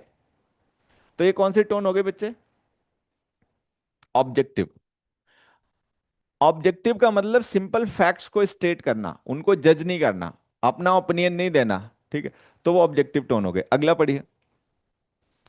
We have come together this afternoon to mourn the deaths of 16 miners. Miners का मतलब होता है खान में काम करने वाले लोग, खदान में काम करने वाले लोग, ठीक है। We have come together this afternoon to mourn the death of 16। Mourn का मतलब होता है दुख मनाना, ठीक है, कि आज हम लोग यहाँ पर इकट्ठे हुए हैं शोक मनाने के लिए। किसका शोक मनाने के लिए? जो मजदूर खान में काम करते हैं, ऐसे 16 मजदूरों की मौत हो गई, तो उसका हम शोक मनाने के लिए यहाँ पे इकट्ठे हुए हैं, ठीक है। आर फ्रेंड्स एंड नेबर्स, और ये जो 16 लोग हैं, इनमें से कुछ हमारे पड़ोसी थे, कुछ हमारे मित्र थे। Who were trapped by fire yesterday, जो आग में कल फंस गए थे, डीप बिलो द अर्थ, नीचे जमीन में। They lived bravely and they died too soon, living behind grieving wives and bewildered children. वो मतलब बहादुरी के साथ में जिए और बहुत जल्दी हमें छोड़ के चले गए, अपने पीछे अपनी बेवाएं जो हैं, विधवा स्त्रियां हैं वो, और बच्चों को छोड़ के। We bid them a final farewell, ठीक। बताओ, इसकी टोन क्या है? फॉरगिविंग। फॉरगिविंग का मतलब जैसे किसी को माफ किया जा रहा है, किसी ने कोई गलती की, ठीक है, लेकिन हम उसके प्रति मन में कोई मतलब इलविल नहीं रखते, हम उससे कोई बदला लेने की भावना नहीं रखते, तो फॉरगिविंग, माफ कर रहे हैं, ऐसा एटीट्यूड हो गया। सॉरोफुल का मतलब सैडनेस, जिसमें कोई ट्रेजेडी की बात हो रही हो, दुख की बात हो रही हो, ठीक है। एंग्री का मतलब जिसमें किसी चीज को लेकर मतलब गुस्सा जाहिर किया जा रहा हो। तो इसमें आंसर क्या हो गया? सॉरोफुल। इसकी टोन हो गई सॉरोफुल। अपना टिक करते रहना, कितना सही हुआ कितना गलत हुआ बाद में डिस्कस करेंगे। नेक्स्ट देखो। Why do these things always happen to me. ये सारी चीजें हमेशा मेरे साथ ही क्यों होती हैं? ब्रैड वंडर्ड, ब्रैड ने ऐसा विचार किया, सोचा। First I forgot an important meeting, पहले तो मैं एक इंपॉर्टेंट मीटिंग के बारे में भूल गया, मतलब ज्वाइन नहीं करा होगा, भूल गया। And nobody reminds me until it is over, और जब तक मीटिंग खत्म नहीं होगी तब तक किसी ने ध्यान भी नहीं दिलाया मुझे। फिर क्या हुआ? Then my boss dumps a big project on my desk, ठीक है, and wants it done by yesterday. फिर मेरे बॉस ने एक मुझे बड़ा काम करने के लिए दे दिया और वो चाहता भी था कि मैं एक ही दिन में उसको कर दूं। And to top everything off, और इन सबके ऊपर, I leave my wallet on the bus, ठीक है, बस में मैं अपना वॉलेट भूल गया। ठीक। अब बताओ ये जो आपने पढ़ा है इसकी टोन क्या है, कॉमिक है, सेल्फ पिटिंग है, ऑप्टिमिस्टिक है? क्वेश्चन का नंबर लिख दोगे तो अच्छा रहेगा, जैसे क्वेश्चन ये 4 है ना, तो आप 4 के साथ आंसर लिख दो, जिससे पता चल जाएगा कि आपने किस क्वेश्चन को लेकर ये आंसर किया है। ठीक है।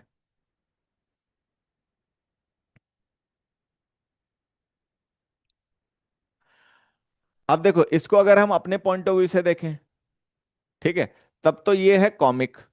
भाई मान लो कोई पर्सन, जैसे हम चार्ली चैपलिन की मूवी देखते हैं, ठीक है, या मिस्टर बीन का सीरियल देखते हैं, या जॉनी इंग्लिश की मूवी देखते हैं, तो उसमें वो जो कैरेक्टर है उसके साथ में घटनाएं हो रही हैं, उनको देखकर हमें मजा आता है, हमें वो फनी लगती है, कॉमिक लगती हैं। लेकिन जिसके साथ वो हो रही है उसको नहीं लग रही होंगी ना। जो पर्सन अपना वॉलेट भूल गया, एक इंपॉर्टेंट मीटिंग मिस कर गया, ठीक है, उसके बॉस ने उसको बहुत ज्यादा काम पकड़ा दिया करने के लिए एक ही दिन में, तो उसके लिए ये चीजें फनी नहीं है, ये फनी हमारे लिए है, हम जब देख रहे हैं, ठीक है, हम जब सुन रहे हैं, हम जब पढ़ रहे हैं तो हमें फनी लग रही है, उसके लिए फनी नहीं है। वो तो अपने ऊपर तरस कर रहा है, वो तो अपनी मतलब अपने पे उसको तरस आ रहा है कि मेरी भी क्या जिंदगी है। ठीक है। तो इसकी टोन हो गई सेल्फ पिटिंग। पिटी का मतलब होता है दया करना, ठीक है, पिटी करना मतलब तरस खाना किसी के ऊपर। तो ये कोई पर्सन है वो बेचारा सेल्फ पिटिंग उसकी टोन हो गई। हमेशा ध्यान रखना, tone is the feeling of the writer. Tone of the passage जो होती है वो फीलिंग्स ऑफ द राइटर होते हैं, कि राइटर की क्या फीलिंग्स हैं, उसका क्या एटीट्यूड है, आपको क्या लगा वो टोन नहीं है, जिसने लिखा उस बात को उसकी क्या फीलिंग्स थी वो टोन है। अगला देखो, each year in the middle of February when slush is underfoot and the sky is a depressing gray, I begin dreaming of warm beaches, tropical fruits and sunsets. If only I could save enough for a winter vacation, maybe next year I'll win the lottery. Meanwhile, I'll read travel brochures and sigh. अब कोई person है, ठीक है, वो ये बता रहा है, ठीक है, कि हर साल फरवरी में, ठीक है, जब घास फूस अंडर फुट होती है and the sky is depressing grey, ठीक है, स्काई जो होता है वो बादल छा जाते हैं, इस तरीके का माहौल हो जाता है, ठंड वाला आ जाता है। I begin dreaming of warm beaches, तो मैं सपने देखना शुरू कर देता हूँ वार्म बीचेस के, कि समुद्र किनारे जाऊंगा, बीच पे घूमूंगा, ट्रॉपिकल फ्रूट्स एंड सनसेट्स को एंजॉय करूंगा। अब ये विश कर रहा है, इफ ओनली का मतलब ये विश है इसकी, आई विश, ठीक है, if only I could save enough for a winter vacation, काश मैं भी इतने पैसे बचा पाऊं कि किसी विंटर वेकेशन पे जाऊं, मतलब सर्दियों में छुट्टी मनाने कहीं चला जाऊं। ठीक है। मे बी नेक्स्ट ईयर, हो सकता है अगले साल मेरी लॉटरी लग जाए, मतलब वो ऐसा खुद से सोच रहा है कि हो सकता है अगले साल मेरी लॉटरी लग जाए तो मैं भी विंटर में कहीं बाहर घूमने चला जाऊं। मीन वाइल, तब तक, जब तक ऐसा नहीं होता तब तक मैं क्या करूंगा, meanwhile I will read travel washers and Thai, तब तक मैं ट्रेवल ब्रोशर्स जो होते हैं, ठीक है, उनको पढ़ पढ़ के भरूंगा। ठीक है। अब बताओ इस टोन ऑफ द पैसेज क्या है, अनश्योर। अनश्योर का मतलब कोई पर्सन कंफ्यूज्ड है, अनश्योर का मतलब कंफ्यूज्ड, नॉट डेफिनेट, नॉट मतलब क्लियर। जॉयस, जॉयस का मतलब full of happiness, pleasant. Longing, longing का मतलब होता है किसी चीज की चाह करना, लॉन्ग करना मतलब चाह करना, तो इसका आंसर ये है लॉन्गिंग। अब देखो मैं आपको एक चीज बताता हूँ, सभी लोग ध्यान रखना। कई बार ना ऐसी छोटी छोटी बातें हमें पता नहीं होती जिसकी वजह से हम बहुत सा आसान क्वेश्चन होता है उसका जवाब नहीं दे पाते। ये जो लॉन्ग वर्ड है ना बच्चे, ये एक तो होता है एडजेक्टिव, ठीक है, दूसरा ये वर्ब भी होता है। तो आपको ये ध्यान देना, ये वर्ड वर्ब भी और एडजेक्टिव है। जब ये एडजेक्टिव होता है तो लॉन्ग का मतलब क्या होता है, लंबा, एंटोनिम ऑफ शॉर्ट होता है, ये शॉर्ट का एंटोनिम लॉन्ग होता है। लेकिन जब ये वर्ब होता है, तो जब ये वर्ब होता है तो इसका मतलब होता है टू विश, किसी चीज की इच्छा करना, चाह करना, ठीक है, टू क्रैव, टू यर्न। तो लॉन्ग वर्ड जो है ये वर्ब भी होता है और एडजेक्टिव भी होता है। ज्यादातर बच्चों को इसका एडजेक्टिव वाला मीनिंग पता होता है लेकिन वर्ब वाला नहीं पता होता, तो आपको ये ध्यान रखना है कि ये वर्ब भी होता है। जब ये वर्ब होता है तो इसका मतलब होता है किसी चीज को चाह करना, उसकी इच्छा करना, मतलब विश करना किसी चीज को। ठीक है। यहाँ पे देखो जो लॉन्गिंग लिखा है ना, ये हमने आईएनजी ऐड कर रखा है। एक चीज हमेशा ध्यान रखना, ये जो हम आईएनजी सफिक्स ऐड करते हैं ये केवल वर्ब में ही ऐड होता है, बाकी किसी में नहीं। अगर आप किसी वर्ड के लास्ट में आईएनजी लिख रहे हो तो इसका मतलब वो जो वर्ड है ना वो डेफिनेटली वर्ब ही होगा, क्योंकि आईएनजी जो सफिक्स होता है वर्ब्स का ही सफिक्स होता है, बाकियों का नहीं। ठीक है। तो इसमें आंसर हो गया बच्चे सी। अगला देखो, we are seriously failing our nation's teenagers when it comes to education concerning AIDS, कि हम अपने देश के जो हमारे टीनेजर्स हैं उनके साथ अन्याय कर रहे हैं, गलत कर रहे हैं जब हम एजुकेशन, एड्स से संबंधित एजुकेशन की बात करते हैं।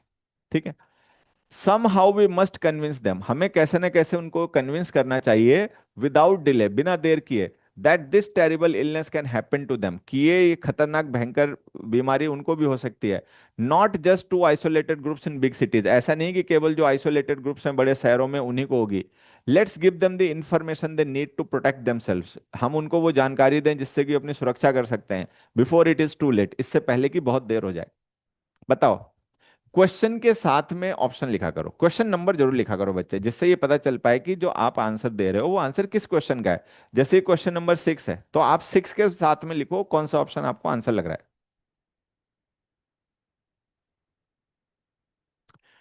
इम्पैशन्ड, मॉकिंग, आयरनिक। अब आयरनी तो है नहीं, आयरनी तो मैंने आपको बताया कि ऑपोजिट सिचुएशंस एक साथ में एग्जिस्ट कर जाए तो उसको हम आयरनी बोलते हैं। ठीक है, कि जो करप्शन, एंटी करप्शन कैंपेन चला रहा है वही घूस लेता पकड़ा जाए। ठीक है, तो ये आयरनी तो है नहीं। मॉकिंग का मतलब होता है किसी को रिडिक्यूल करना, किसी का मजाक बनाना। ठीक है, तो वो भी नहीं है। इम्पेशेंट, इम्पेशेंट का मतलब सहानुभूति, सिंपैथेटिक। कंसर्न्ड, किसी को लेकर चिंता की जा रही हो, थॉटफुल हो, सहानुभूति किसी चीज को लेकर दिखाई जा रही हो। ठीक है, किसी की परवाह की जा रही हो। ठीक है, तो इम्पेशेंट टोन हो गई। What is the matter with those idiots in the city council, ये जो सिटी काउंसिल में बेवकूफ बैठे हैं इनके साथ क्या हो गया है। First they pass new parking regulation saying we can't park our cars in front of our own houses without a special permit. पहले तो उन्होंने एक नियम बना दिया कि हम अपने घर के सामने बिना स्पेशल परमिट के अपनी खुद की कार भी पार्क नहीं कर सकते। ठीक है, now they have gone and slapped another tax on gas purchase, अब उन्होंने पेट्रोल की खरीद पे एक नया टैक्स लगा दिया है। Just to widen a road that is already wide enough, जो रोड पहले से ही चौड़े हैं उनको और चौड़ा करना चाह रहे हैं, उसके लिए हमसे टैक्स ले रहे हैं। ठीक है, एनीवे खैर, nobody enjoys the traffic delays resulting from road construction, खैर किसी को ट्रैफिक डिले अच्छे भी नहीं लगते। मान लो रोड चौड़ा रहेगा तो ट्रैफिक कंजक्शन कम होगा, ट्रैफिक जाम कम लगेंगे। ठीक है, the sooner we vote these incompetent those incompetents out the better off we all be, जितनी जल्दी हम इन अक्षम लोगों को, इनकॉम्पिटेंट का मतलब जो अपना काम करने में सक्षम नहीं है, बेवकूफ किस्म के लोग जिनको मतलब समझ नहीं है, काबिलियत नहीं है, तो जितनी जल्दी हम इन नाकाबिल लोगों को वोट देकर इनके ऑफिस से बाहर कर देंगे, ठीक है, सत्ता से हटा देंगे, उतना ही हम लोगों के लिए ठीक रहेगा। बताओ टोन क्या है इसकी। क्वेश्चन नंबर 7 की टोन बताइए बच्चों। ऑब्जेक्टिव है, एंग्री है, सरप्राइज्ड है। ये ऑब्जेक्टिव है, ये एंग्री है। ठीक है, इसकी टोन ऑफ द पैसेज जो है ना बच्चे वो एंग्री है। ये देखो सबसे पहले उसने क्या वर्ड यूज किया था, दोज इडियट्स, ये बेवकूफ लोग। म्यूनिसिपालिटी में जो लोग बैठे हुए हैं, आपने जिन लोगों को वोट दे के लीडर बनाया है, जिनको आपने एमपी एमएलए बनाया, अगर आप उन्हीं को कोई इडियट्स कह रहा है तो इसका मतलब वो कितना नाराज है, उसके अंदर कितना गुस्सा भरा है। ठीक है, किस लिए गुस्सा भरा है, एक तो ऐसा नियम बना दिया कि अपने घर के सामने अपनी गाड़ी पार्क करने के लिए भी एक स्पेशल परमिट लेना होगा। ठीक है, दूसरा हम जो पेट्रोल खरीदते हैं उसके ऊपर टैक्स हमें देना पड़ रहा है। ठीक है, तो ये नाराजगी है, ये एंग्री है। तो ये सरप्राइज नहीं, एंग्री है बच्चे। ठीक है, अगला देखो। Yet another public figure has come forward to announce he has signed into an addiction treatment center to deal with his alcohol problem. एक पब्लिक फिगर का मतलब कोई सेलिब्रिटी, एक और सेलिब्रिटी कोई है वो आगे बढ़कर आके उसने ये बात बताई है, उसने अनाउंस की है कि उसने एक एडिक्शन ट्रीटमेंट सेंटर के साथ में डील की है अपनी अल्कोहल की प्रॉब्लम छुड़ाने के लिए। ठीक है, रिपोर्ट से रिपोर्ट से पता चलता है he has shown courage and honesty, कि उसने बड़ा साहस दिखाया, बड़ी ईमानदारी का मतलब परिचय दिया ये बता के कि उसने अपनी शराब के लिए छुड़वाने के लिए किसी ड्रग एडिक्शन सेंटर के साथ में साइन किया है। ठीक है, परहैप्स सो, हो भी सकता है ऐसा हो, but what is really takes to enter a treatment centre is money, लेकिन किसी ट्रीटमेंट सेंटर पर जाने के लिए करेज और ऑनेस्टी के अलावा जिस चीज की वास्तव में जरूरत पड़ती है वो है मनी, पैसा चाहिए, तभी ट्रीटमेंट मिलेगा, नहीं तो नहीं मिलेगा। ठीक है, what about the poor man like my father who may also have a drinking problem and courage but who doesn't happen to have $500 a day for a fancy rest home? ऐसे आदमी का क्या होगा कि जिसको अल्कोहल की problem भी है, उसके अंदर करेज भी है कि वो अपना ट्रीटमेंट कराए, लेकिन $500 रोज दे पाए वो ट्रीटमेंट सेंटर को, इतने पैसे नहीं उसके पास। ठीक है, तो क्या वो करेजियस या ऑनेस्ट नहीं है? ये मतलब मीनिंग है। अब आप इसका आंसर बताओ कि इसकी टोन क्या है, बिटर है, रिवेंजफुल है, सेंटिमेंटल है? Eighth option. क्वेश्चन नंबर 8 लिख के फिर अपना आंसर लिखना। क्वेश्चन नंबर 8 लिखकर फिर अपने आंसर लिखना।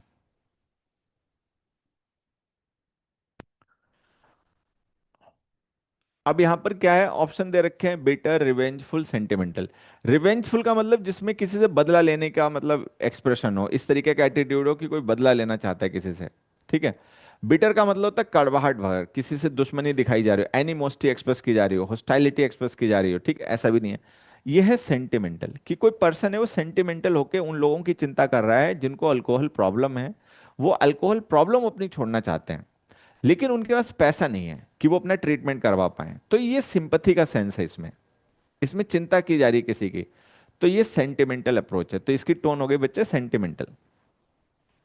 अगला देखो, botulism, a type of rare severe food poisoning, has been reported recently in New Jersey. New Jersey एक शहर है अमेरिका में, ठीक है।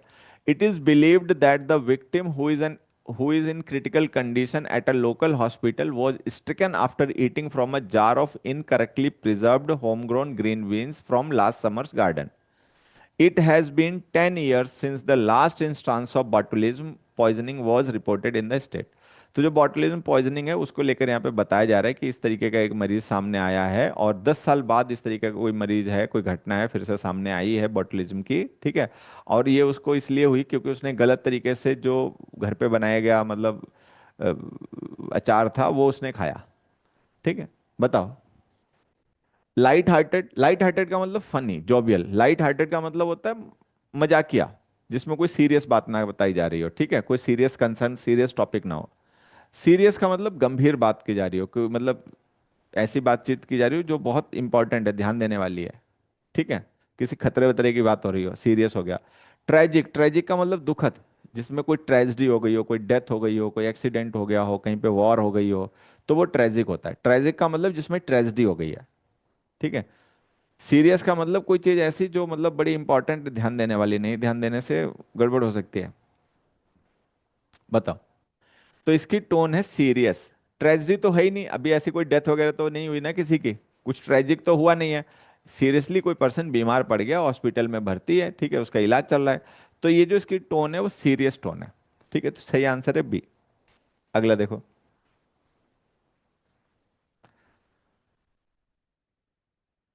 नेक्स्ट पढ़िए। Sure, litterbugs account for a lot of trash, trash का मतलब कचरा, blowing around our cities streets, but there are other villains too. अब लिटर बग्स जो होते हैं ना, कीड़े, ठीक है, कूड़े वाले, वो जिम्मेदार हैं जो हमारी गलियों में, शहर की गलियों में कचरा फैला हुआ उसके लिए, वो जरूर हैं, लेकिन बता रहा है कि नहीं, there are other villains too, कुछ और भी चीजें हैं जो इसके लिए जिम्मेदार हैं। What about people who set out their trash days ahead of their scheduled trash pickup time? क्या उन लोगों के बारे में क्या कहा जाए जो अपने घर का जो कचरा होता है वो घर के बाहर निकाल के रख देते हैं दिनों पहले, कई दिन पहले। जैसे कचरा उठाने वाला, कूड़ा लेने वाली गाड़ी आती है, वो आएगी परसों या 3 दिन बाद आएगी, और लोगों ने अपने घर के बाहर कूड़ा उठा के पहले ही डाल दिया। तो जो लिटर बग्स होते हैं वो उसको गलियों में फैला देते हैं, उधर पूरी जगह पहुंचा देते हैं, तो वो लोग भी विलन है। ठीक है। Worse yet are the stores, और इससे भी ज्यादा खराब वो स्टोर्स हैं। कौन से स्टोर्स, कौन सी दुकानें? That pile boxes in back alleged. ठीक है, जो उनके जैसे कोई स्टोर है, उसमें कोई सामान आया, ठीक है, तो बॉक्स में पैक होकर आता है, तो सामान तो उन्होंने दुकान में डिस्प्ले पे लगा दिया, स्टोर कर लिया, और जिसमें वो पैक होकर आया था वो पैकेज वाले डब्बे उन्होंने अपनी बैक लेन जो होती है उसमें डाल दिए। ठीक है। एंड रेस्टोरेंट्स, और ऐसे restaurants whose mounds of green bagged trash draw rodents and roaches, जो ऐसे रेस्टोरेंट्स जिनमें जो कबाड़ बच जाता है, जो खराब चीजें बच जाती हैं, वो उनको क्या करते हैं, ग्रीन बैग्स में भर के और डाल देते हैं पीछे वाली गली में। तो जो कीड़े मकोड़े होते हैं, रोडेंट्स होते हैं, कॉकरोचेस होते हैं, वो उसको सब जगह फैलाते हैं। तो यहाँ पे ये बताया जा रहा है कि जो गलियों में कूड़ा करकट फैला है, ट्रैश फैला हुआ है, उसके लिए जो लिटर बग्स हैं, ठीक है, वो तो जिम्मेदार हैं ही, लेकिन इसके अलावा और भी लोग जिम्मेदार हैं। वो लोग भी जिम्मेदार हैं जो कई दिन पहले अपने घर से बाहर निकाल के कूड़ा रख देते हैं। वो दुकानदार भी जिम्मेदार हैं, जो चीजें जिन बॉक्सेस में पैक आती हैं वो उन बॉक्सेस को बैक लेन में डाल देते हैं, फिर वो वहीं पड़े रहते हैं। वो रेस्टोरेंट्स भी जिम्मेदार हैं जो अपने गार्बेज को, कचरे को बैग्स में पैक करके बैक लेन में डाल देते हैं। ठीक है, अब ये पढ़ लिए पैसेज, बताओ इसका आंसर। इसकी टोन क्या है? क्रिटिकल है, टॉलरेंट है, डिप्रेस्ड है? डिप्रेस्ड का मतलब हो गया कोई पर्सन जो, मतलब जिसकी उम्मीद खत्म हो गई हो। ठीक है, मेलंकॉलिक हो। डिप्रेस्ड का मतलब हो गया मेलंकॉलिक। ठीक है, जैसे कोई पर्सन है उसको कैंसर की डिजीज हो गया, वो ठीक नहीं हो सकता, तो अब उसको जिंदगी में दुख ही दुख नजर आ रहा, कोई पॉजिटिव चीजें उसकी लाइफ में नहीं हुई, तो डिप्रेस्ड हो गया। टॉलरेंट का मतलब जिसमें कोई पर्सन अपनी सहनशीलता दिखा रहा हो, कुछ उसके साथ बुरा हो रहा है लेकिन फिर भी वो हार नहीं मान रहा है। ठीक है, टॉलरेंट है। क्रिटिकल का मतलब किसी चीज को मतलब क्रिटिसाइज किया जा रहा, फॉल्ट फाइंडिंग की जा रही है, कमी ढूंढी जा रही है कि कहाँ पे फॉल्ट है, तो इसकी अप्रोच जो है ना बच्चे, वो क्रिटिकल है। क्रिटिकल का मतलब होता है किसी चीज को क्रिटिसाइज करना। ठीक है, फॉल्ट फाइंडिंग, तो यहाँ पे फॉल्ट ही तो फाइंड किया जा रहा है कि कचरे के पीछे कौन जिम्मेदार है, तो ये फॉल्ट फाइंडिंग हो गया। ठीक है बच्चे, आंसर। चलो, तो अभी ये जो टोन ऑफ द पैसेज से रिलेटेड हमने डिस्कशन किया है, ये आपके कितने सही हुए कितने गलत हुए बताओ। 10 क्वेश्चंस थे, किसी ने हिसाब किताब लगाया तो एक बार बताओ। और ये वर्ड्स आपको सीखने हैं, टोन ऑफ द पैसेज आपको सीखना है ना, तो ये जो वर्ड्स यहाँ पे लिखे हैं येलो में, आप इनके मीनिंग्स को समझिए, इनके सिनोनिम्स ढूंढिए। ये जब वर्ड्स आपको समझ में आ जाएंगे तो आप टोन ऑफ द पैसेज अपने आप समझने लग जाओगे, आप कोई कंफ्यूजन नहीं होगा। ठीक है, मेन चीज बस इतनी ध्यान रखनी है कि जो टोन ऑफ द पैसेज है ना, वो ओपिनियन ऑफ द राइटर होती है, कि राइटर जो है उसने किसी बात को लिखा है तो उसका अपना ओपिनियन क्या है, उसकी अपनी फीलिंग्स क्या है, वो टोन ऑफ द पैसेज है। रीडर क्या फील कर रहा है वो टोन ऑफ द पैसेज नहीं, तो कोर बात वो ध्यान रखनी है। उसके बाद में ये जो वर्ड्स हैं जो डिस्क्राइब करते हैं टोन को, ये सारे एडजेक्टिव्स हैं, इनके हमें मीनिंग्स पता हो तो टोन ऑफ द पैसेज अपने आप पता चल जाता है। 9 out of 10, 8 out of 10, 10 out of 10 भी सही हो गए जी, बहुत अच्छी बात है। आज के लिए बस इतना ही। ठीक है, ये आपको पीडीएफ जो है आपके बैच में ही मिल जाएगा। ठीक, वहां से इसको डाउनलोड कर लें। ये जो यहाँ पे वर्ड्स डिस्क्राइब करने के लिए टोन्स को मैंने आपको समझाए हैं, जिनके एक्सप्लेनेशंस भी उनके साथ में लिखे हुए हैं, इस पीडीएफ को आप डाउनलोड कर लें ऐप से और इसको रिवीजन करें। ठीक है, इसके थ्रू अपना रिवीजन करें, तैयारी करें। आगे आने वाली जो हमारी कुछ क्लासेस हैं उनमें भी हम रीडिंग पैसेज से रिलेटेड ही क्वेश्चंस का डिस्कशन करेंगे। ठीक है, तो आज के लिए बस इतना ही, अगली क्लास में मिलते हैं, तब तक खूब पढ़ो खूब पढ़ो। Thank you, bye bye.